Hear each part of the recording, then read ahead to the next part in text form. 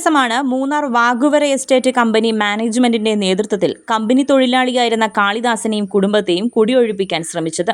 ഇതിനെതിരെ BJP, BMS സംഘടനകളുടെ നേതൃത്വത്തിൽ പ്രതിഷേധ പ്രകടനം സംഘടിപ്പിച്ചു.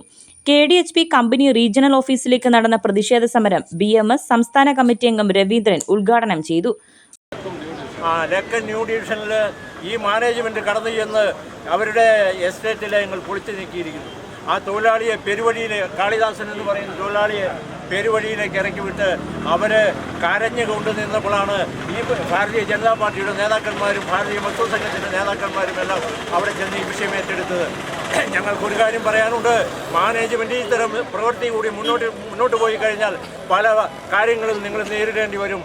ഒരു കാര്യം പ്രത്യേകിച്ച് പറയാൻ ആഗ്രഹിക്കുകയാണ്, ഈ സർക്കാരിൻ്റെ നിരവധി ഏക്കർ ഭൂമി, പുറമ്പോക്ക് ഭൂമി കൈവശം വെച്ചിരിക്കുന്ന മാനേജ്മെൻറ്റാണ് ഈ ടാറ്റ ഗവൺമെൻറ്, KDHP ഗവൺമെൻറ് എന്നുള്ളത് ഇവിടുത്തെ പൊതുജനം മനസ്സിലാക്കണം. കഴിഞ്ഞ കുറേ നാളുകളായി കാളിദാസന് ശാരീരിക അസ്വസ്ഥതകൾ മൂലം കമ്പനിയിൽ ജോലിക്ക് പോകാൻ കഴിഞ്ഞിരുന്നില്ല.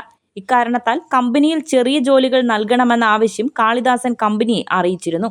ഇതിനുശേഷമാണ് കാളിദാസൻ വീട്ടിൽ ഇല്ലാത്ത അവസരത്തിൽ കമ്പനി മാനേജ്മെന്റിന്റെ നേതൃത്വത്തിലുള്ള ആളുകൾ വീട്ടിലെത്തുകയും സാധന സാമഗ്രികൾ അടക്കം പൂട്ടിവെക്കുകയും വീടിനുള്ളിൽ പ്രവേശനം വിലക്കുകയും ചെയ്തത്. ഇതിനെതിരെയാണ് പ്രതിഷേധ സമരം സംഘടിപ്പിച്ചത്. പ്രതിഷേധ സമരത്തിൽ ഇടുക്കി നോർത്ത് ജില്ലാ ജനറൽ സെക്രട്ടറി സുമേഷ് കുമാർ, ദേവികുളം മണ്ഡലം ജനറൽ സെക്രട്ടറി തമ്പിദുരൈ, മണ്ഡലം ട്രഷറർ രഞ്ജിത്ത് മുനിയമ്മ, ചിന്നക്കനാൽ ഗ്രാമപഞ്ചായത്ത് പ്രസിഡന്റ് കനകരാജൻ തുടങ്ങി BMS, BJP ഭാരവാഹികൾ, യുവമോർച്ച ഭാരവാഹികൾ തുടങ്ങിയവർ പങ്കെടുത്തു. കേരള 1 മലയാളം, ഇടുക്കി.